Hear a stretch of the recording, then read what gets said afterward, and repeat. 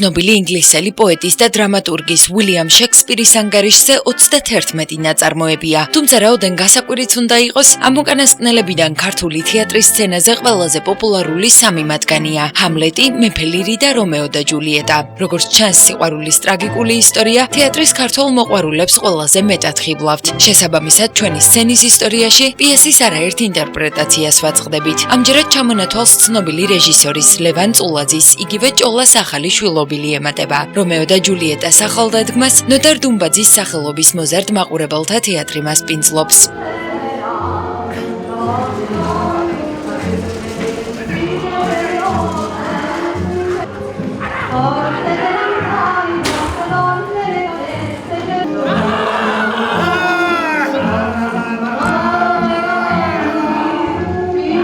ამაში არაფერი ახალი აღარ არის, მე მგონი შექსპირი იმდენად ჯერ იდგმება თანამედროვე დროში, რომ ეს უკვე ძალიან ძველი ხერხია.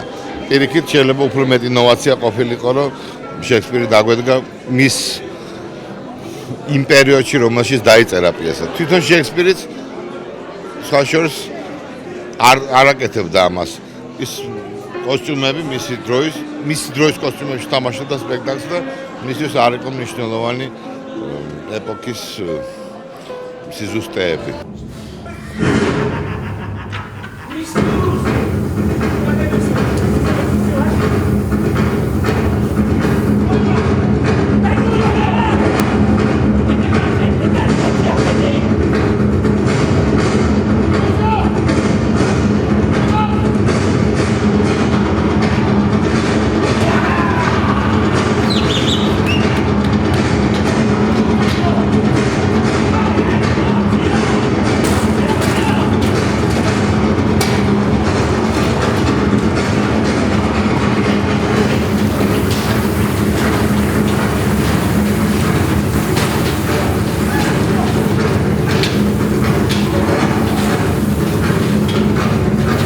სპექტაკლი უილიამ შექსპირის დაბადებიდან 350 წლის იუბილეს ეძღვნება. ლევან წულაძე კი რისი ჭოლაა, რომ ცნობილ ისტორიაში თავისებური ცვლილებები არ შეეტანა და საკუთარ გემოზე არ მოერგო. რეჟისორმა მოქმედება მე-20 საუკუნის 20-იან წლებში გადმოიტანა, რითაც კარგად ნაცნობ ისტორიას მოულოდნელი დეტალები შესძინა.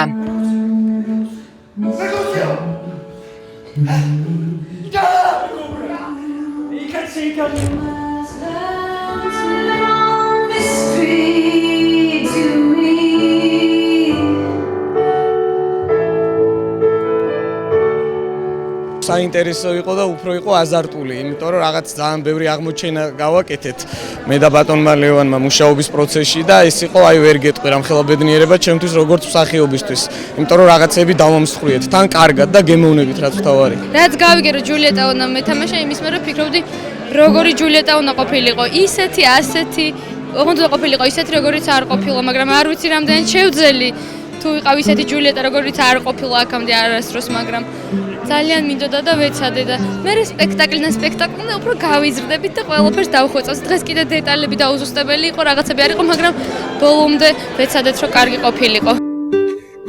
დადგმაში რომეოს როლი ნიკა ფაიქრიძემ მოირგო. ჯულიეტას კი თეკლა ჯავახაძე ასახიერებს. ახალგაზრდა მსახიობების დაკავების გადაწყვეტილება ჭოლამ ერთი მიზეზით მიიღო.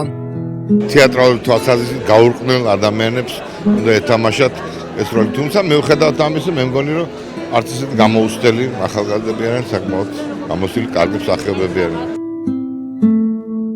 ორმოქმედებიან ტრაგედიაში შექსპირს ძველ ეგვიპტური და ჰაფესის პროზის ნიმუშებიც ერწყმის. შესაბამისად ამ უკანასკნელში რამოდენიმე გამოგონილი პერსონაჟის, მათ შორის აღმოსავლელი გოგონა აბისას და წამყვანის დამატება გახდა საჭირო. რომ ვიცით ჩვეულებრივი რომეო და ჯულიეტა და გვაქვს რაღაც შანსი რომ გავაკეთოთ უფრო ახალი, ეს უფრო საინტერესო და გამოწვევაა რომ აი არ იყოს ეს რაღაც ერთი ყალიბის რომეო და ჯულიეტა და იყოს განსხვავებული. რაც უფრო ბევრნაირი ინტერპრეტაციით იქნება, მით უფრო მაგარია და ეს ხელწერა კიდე რეჟისორის შედევრია, რა თქმა უნდა, და იცოდეთ რომ არაფერი არ იცვლება, ყველაფერი ბრუნავს. მეორდება.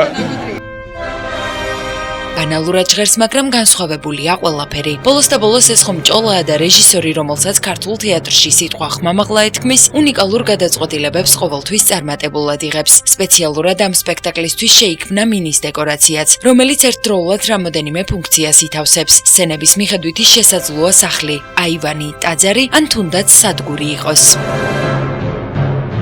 რა ვიცი, მე ბევრნაირი შექსპირი მინახავს. ყველა დროში კარგია, მინდა გითხრათ შექსპირი და ყველა დროის თანადროულია.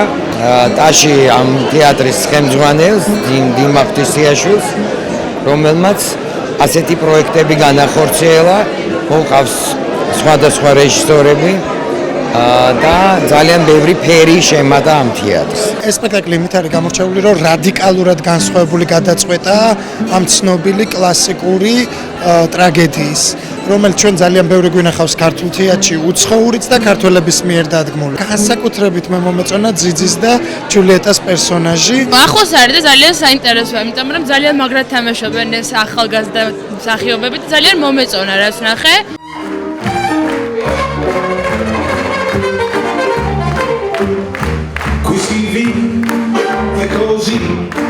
Day by day, night by night. Ain't nothing wrong with this Let me be, tell me mine.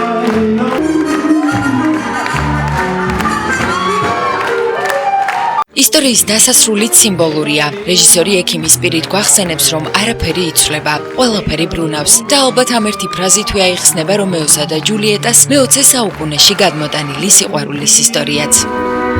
არაფერი არ იცვლება. წრეზე